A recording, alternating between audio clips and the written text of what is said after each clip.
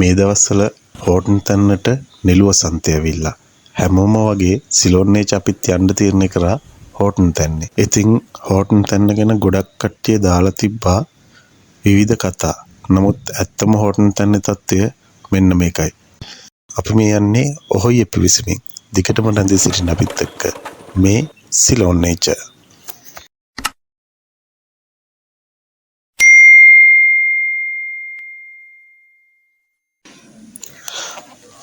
බොරලන්ද town එකේ ඉඳලා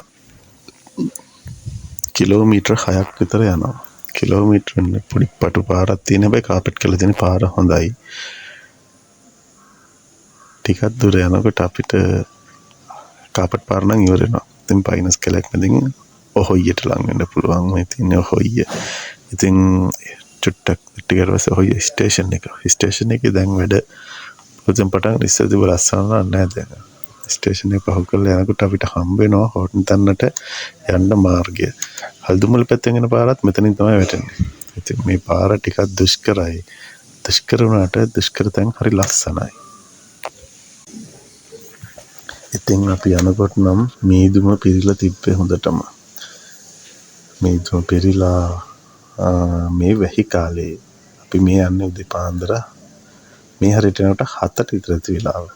මොකද ඉතින් ඕනම ගමනක් උදෙන්ම යනකොට ඒකේ ලස්සනත් වැඩි. ඉතින් මේ වගේ දේවල් බලනවා නම් උදේ පාන්දර යන්න. ඉතින් අපිට හම්බුණා මෙන්න පළවෙනි පාර්ට්ම හම්බුණ නෙළුමල්. ඉතින් පේනවා නේද ලස්සන්ට මේ මීමැස්සෝ බඹරු එම රොන් ගන්න ඇවිල්ලා. ඇත්තටම හරිම ලස්සනයි. ඉතින් මේ අපිට පාර දෙපැත්තේ යනකොට ඉස්සෙල්ලාම හම්බෙච්ච නෙළු ගහ තමයි මේ තියෙන්නේ. දැන් ඉතින් ඔන්න පරිසරය හරිම ලස්සනයි. තව ටිකක් ඉස්සරහට යනකොට පාර දෙපැත්තේ මාර ලස්සන්ට නෙළු. දැන් ඔන්න අපි හෝටන් තැන්නට ආවා. ඉතින් මෙතන ඉඳන්ම පටන් ගන්න තියෙන්නේ. දැන් අපි එන්ට්‍රස් එක තමයි මේ. ඉතින් මෙතනින් යනවා නම් මෙතනින් යනකොට ඉස්සෙල්ලම දෙන්නෙකුත් එක බයිසිකලේ යනවා නම් රුපියල් 850 විතර ටිකට් එකක් වැටෙනවා. අපි මේ යන්න හදන්නේ ඔහොයිය පිවිසුමෙන්. ඉතින් මෙහෙන් යනකොට අපිට වර්ග 4ක් විතර දැක ගන්න පුළුවන් මේ කාලේ. ස්ට්‍රෝබිලන්තස් සෙක්සෙනිස්. ඉතින් මේක දම් පාට නෙළු වර්ගයක්. මේකේ බහුලව දකින්න ලැබෙන බොහොම අපූර්ව ලස්සන ශාකයක්. ඊගාව එක තමයි ස්ට්‍රෝබිලන්තස් විස්කෝසා. විස්කෝසා මල හරිම චාම් ලස්සන සුදු පාට මලක්. මේ තියෙන එක. මට නම් ඊගාව මල තමයි ලස්සනම මල. මේක තමයි ස්ට්‍රෝබිලන්තස් පුල්චිරිමා. පුල්චිරිමා මල් හරිම ලස්සනයි. ඒ කියන්නේ ඒක පුදුම ලස්සනක් තියෙන්නේ. මේ තියෙන්නේ ඒක. ස්ට්‍රෝබිලන්තස් සලයිනා. මේක කොළ පාටට හුරු ලස්සන මලක්. ඉතින් මේ මල පුඩා කොපු වලින් වගේ වැහිලා තියෙනවා. දැන් අපි බලාගෙන ඉස්සරහට මේවා තීදි කියලා අපේ ගමනේ. ඉතින් යන්න කලින් කියන්නේ මෙයාලා හැමතැනම ගහලා තියෙනවා නෝටිස් මේවලට ගෙනියන්න එපා කියන දේවල්. ඒ වගේම ස්වභාවික පරිසරය ආරක්ෂා කරන්න ප්ලාස්ටික් වගේ ද්‍රව්‍ය ගෙනියන්න එපා කියලා. ඉතින් ඔයාලත් ඒවා හරියටම අනුගමනය කරන්න. යන්න ඉස්සෙල්ලා කියන්නේ කොටි බහුල ප්‍රදේශයක් මේක. ඒකෙන්ද ආරක්ෂාව ගැන ගොඩක් හිතන්න ඕනේ. එන්ට්‍රස් එකේ ඉඳලම අපිට මේ ලස්සන නෙළුමල් දකින්න පුළුවන්. ඉතින් මේ අපිට හම්බුණ නෙළු පාර දෙපැත්ත හරියට එක කියන්න තේරෙන්නේ මොන වගේද කියලා. මේක දැකලා බලන්නම ඕනේ. ඒ තරම් ලස්සන වටින පුදුම හිතෙන දර්ශනයක්. ලංකාව මේ තරම් ලස්සනයිද කියලා හිතෙනවා. ඉතින් ඔයාලත් ගමනේදී තමන්ගේ ආරක්ෂාව වගේම මේ පරිසරය ආරක්ෂා කරන හිතලා මේක විඳින්න. මේ අපිට යන පාරේදී අපි තාම ගිහිල්ලා නැහැ මේ නෙළු බහුලවම තියෙන ප්‍රදේශෙට. මේ පාර දෙපැත්ත. මෙන්න අපිට එක තැනක් හම්බුණා. මේ හරියද අපි බෑර පොඩ්ඩක් බැලුවා. මේක ඇවේට ෆිල්ම් එක තියෙන්නේ. ඔයාලට මතකද? ඒකේ අර ලස්සන ඇනිමේෂන් වලින් ලස්සන ස්වභාවික පරිසරයක් තියෙන්නේ. ඒක ලංකාවේ ඇත්තටම දකින්න පුළුවන් තැනක්.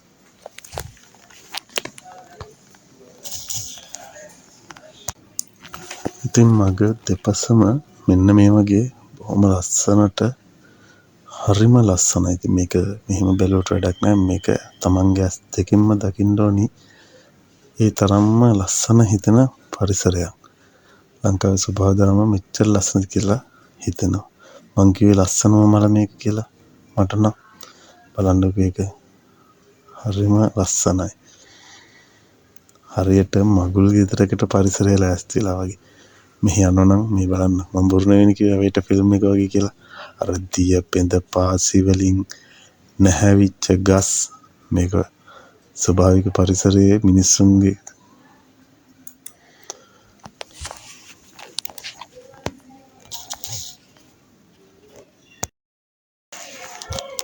ඉතින් අපි එතනින් එහාට ගිහිල්ලා දිගටම යනවා.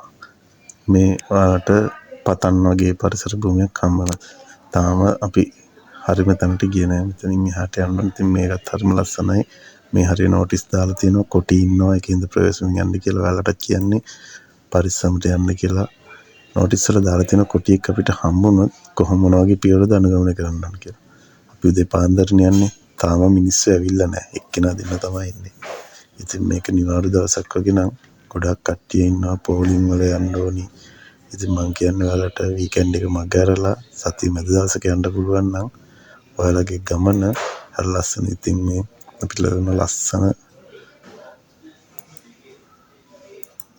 වතුර පාරවල් ගලාගෙන යනවා. ඉතින් මේ වලට උදේ පාන්දර ලස්සන සත්තු එහෙම ලස්සනට එනවා.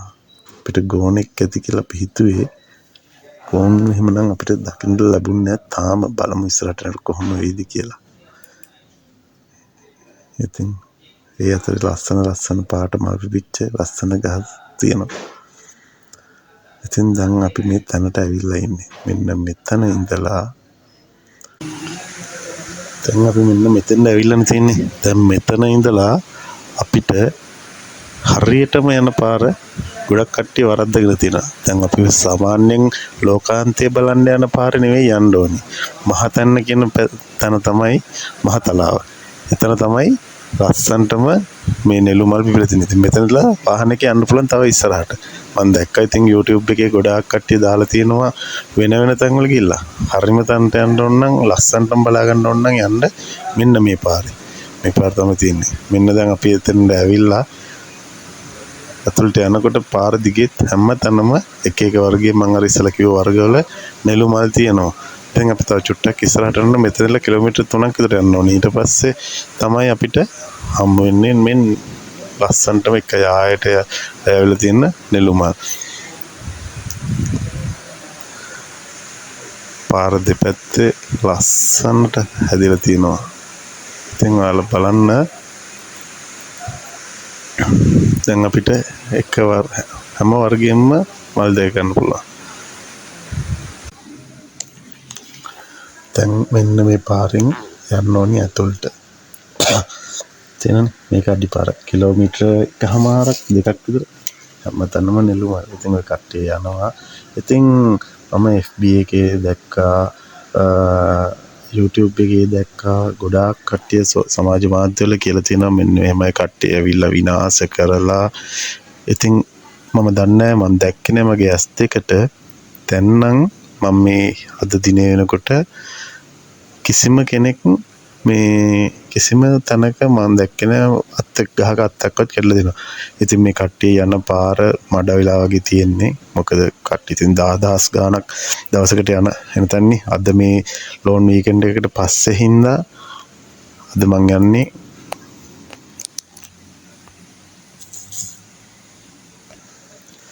මම මේ යන 2025 10 වෙනි මාසේ 9 වෙනිදා. ඉතින් ලෝන් වීකෙන්ඩ් එකක් තිබ්බා. ඒක හින්දා ගොඩාක් කට්ටිය ඇවිල්ලා ගියපු පාරක්. හින්දා හැම තැනම පාර මඩ වෙලා වගේ. ඒ කියන්නේ පස් පාරක් තියෙන වැස්සත් එක්ක ඉතින් කොහොමත් මේට වැසනේ.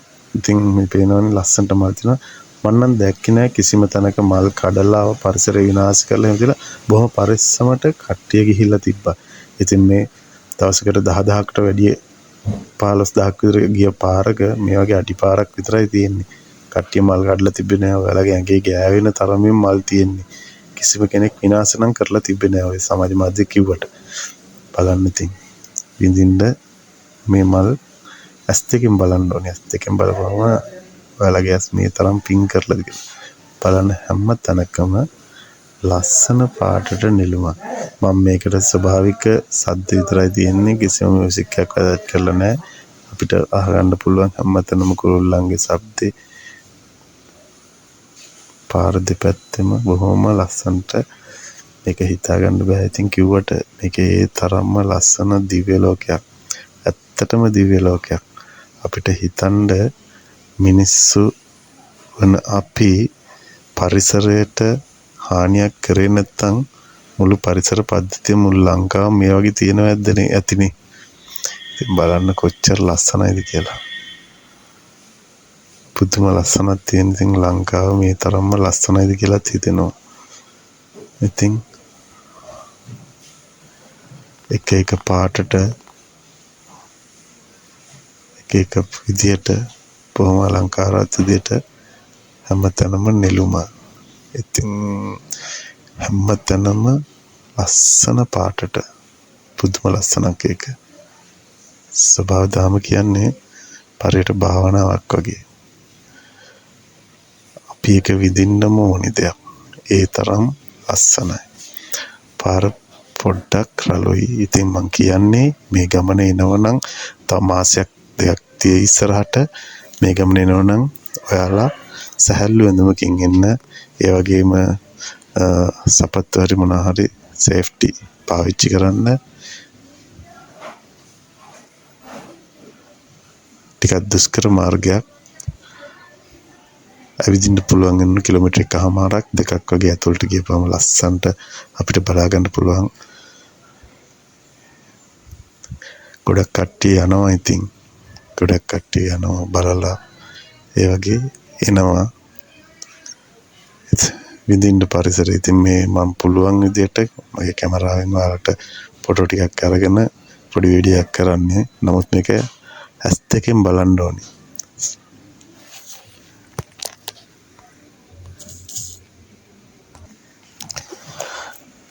ඉතින් අර ලස්සන තුරුගම වලින් වට වෙලා වියනක් වගේ මල් වලින් හැදිලා තියෙන අපි පන්සල් වලට එහෙම ගියාට පස්සේ අපිට ස්වභාවික පරිසරයේ වගේ තැන්වල ලස්සන චිත්‍ර හදලා තියෙන්නේ. දිව්‍ය ලෝකේ අපිට පේනකොට මේක මිහි පිට දිව්‍ය ලෝකයක්. ආයේ වචන දෙකක් නෑ. ස්වභාව ධාම කියන්නේ පොට්ටක් කල්පනා කරලා බලන්න. එකම වෙලාවට එකම ගස්වල එකම විදිහට මල් පිපෙන්න එකම කාලෙක මේක අවුරුදු 12කට වරක් පිපෙන්නේ. හැබැයි සමහර වෙරයිටිස් වල ඊට කලින් මල් පිපෙනවා කියලා අවුරුදු 4න් 7ට වගේ මල් පිපෙනවා කියලා තියෙනවා. නමුත් මේ මල් වල අවුරුදු 12ක් යනවා මල් පිපෙන්න. ඉතින් තව අවුරුදු 12කින් තමයි අපිට ඊගාව නිල වසන්තය දකින්න පුළුවන්. මේ බලන්න ගස්වල තියෙන පෙඳ පාසි ලස්සන්ට පුදුම ලස්සනක් තියෙන එක න ะ. හරිම ලස්සනයි.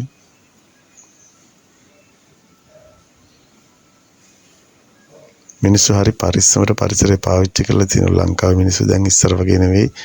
ගොඩක් හිතනවා පරිසරය ගැන. ඒ ගැන ඉතින් බොහොම ස්තුතියි ලංකාවේ මිනිස්සුන්ට. විදේශිකයොත් වෙනවා බොහොමයක්. එයාලටත් මේ වගේ පරිසරය රකින්නට විඳින්න පරිසරය.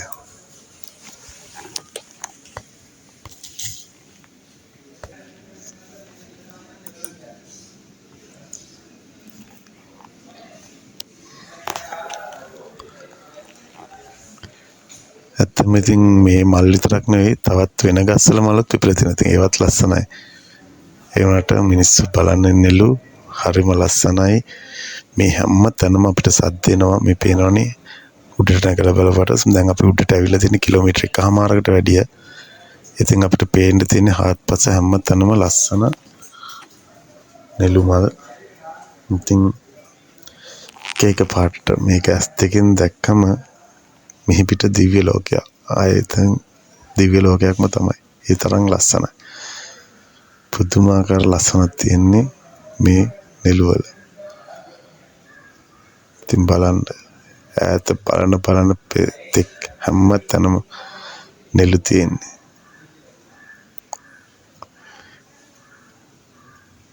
නෙළු අස්සේ හැංගිච්ච අනිත් මලුත් ලස්සනට මල් විපිලා.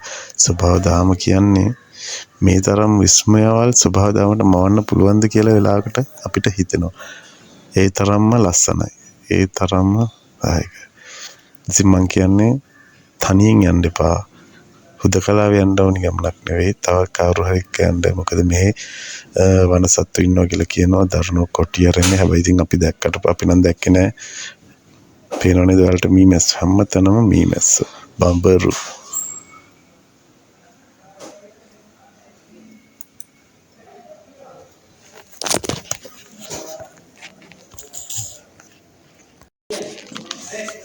ලෝකයේ මෙන්න මේ නෙළු විශේෂ 33ක් වගේ තියෙනවා. ඉතින් විශේෂත්වය වන්නේ මේකෙන් 30ක්ම ලංකාවට ආවේනිකම වෙච්ච ශාක නෙළු ශාක. ඉතින් ඇකැන්තසි පවුලේ කොටසක් තමයි මේ ස්ට්‍රෝබිලන්තස් කියන කුලයට උපකුලයට අයිති වෙන විශේෂයක් තමයි මේ ලංකාවේ තියෙන නෙළු විශේෂ. ඉතින් වැදගත්ම දේ තමයි මේකෙන් 33ක්ම අපිටම ආවේනික වෙච්ච ඒවා. ඉතින් ලෝකේ නිවර්තන වැසි වනාන්තරවල තමයි මෙන්න මේ නෙළු කියන ශාකය දකින්න ලැබෙන්නේ. ඉතින් මේකේ මල් පිපෙන්නේ අවුරුදු 12ක විතර පාරක්. ඒක සුවිශේෂී තත්ත්වයක්. ඒක මොනෝකාපික් තත්ත්වයක් ලෙස තමයි විද්‍යාවේදී හඳුන්වන්නේ. ඉතින් මෙහෙම අවුරුදු ගානකට පස්සේ මල් පිපෙනකොට ස්වභාව දහමේ එක නීතියක්. දැන් මේක අවුරුදු 12කට පස්සේ ආයෙ පිපෙන්න ගහක් මුලින් බීජ වලින් හට ගන්න ඕනේ. මේ වගේ දසදහස් ගාණක් කෝටි ගාණක් මල් පිපුණට පස්සේ ඒවල මල් බීජත් ඒ ගානටම හැදෙනවා.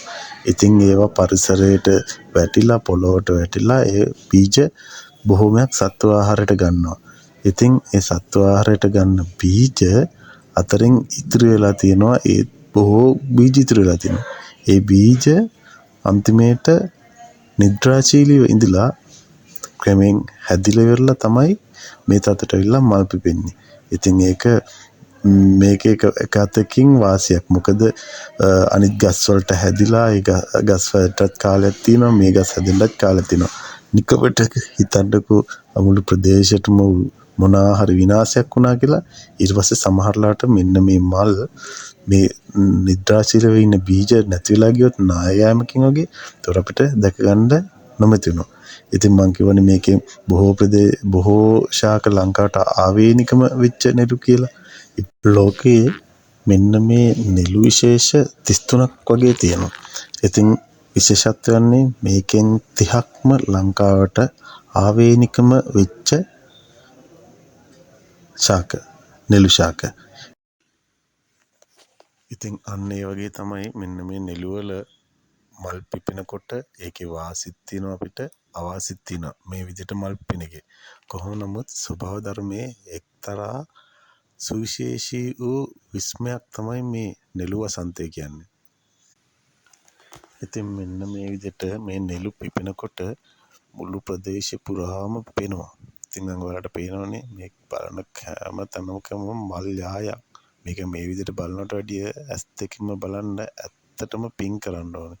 ඉතින් මේ විදිහට මල් පිපුණම මං මුලින්ම කිව්වනේ ඔයාලට මල් විතරක් නෙවෙයි ඒකේ බීජ ගැනත් කතාවක් තියෙනවා කියලා. මෙන්න මේ විදිහට මල් පිපුණාට පස්සේ ඒ මල් වල ඇට කණ්ඩ වලිගුකුළු හරිම කැමතියි. දන්නවද ඔයාලා මේ වලිගුකුළු කන මේ මල් වල බීජවල තියෙනවා මත්වීමේ ගුණය. ඉතින් මේ ඇට කාපු වලිගුකුළු මත් වෙලා කෑ ගහන්න පටන් ගන්නවා. කෑ ගැහුවට පස්සේ මේ කට්ටියට හරියට ඇවිද ගන්න බැරුවද වටේ පිට හැංගෙන්න තනක් එම නැතුණු පස්සේ මෙයාලා කෑවට පස්සේ දන්නවා වටේ ඉන්න රාජලියෝ කුස් වගේ සත්තු මෙයාලව අල්ලගන්න පුළුවන් කියලා. ඉතින් කරන්නේ ඒ කට්ටිය ඇවිල්ලා මෙයාලව ඩැහ ගන්නවා. ඉතින් හැම සුන්දර කතාවකම පිටිපස්සේ අසුන්දර කතාවක් තියෙනවා. ඉතින් මේ සුන්දර මල් ඔයාලත් ඇවිල්ලා බලන්න. ඒක විඳින්න අනිත් අයටත් විඳින්න ඉතුරු කරන්න. ඉතින් අපි ගිහිල්ලා එන්නම්. බොහොම ස්තුතියි.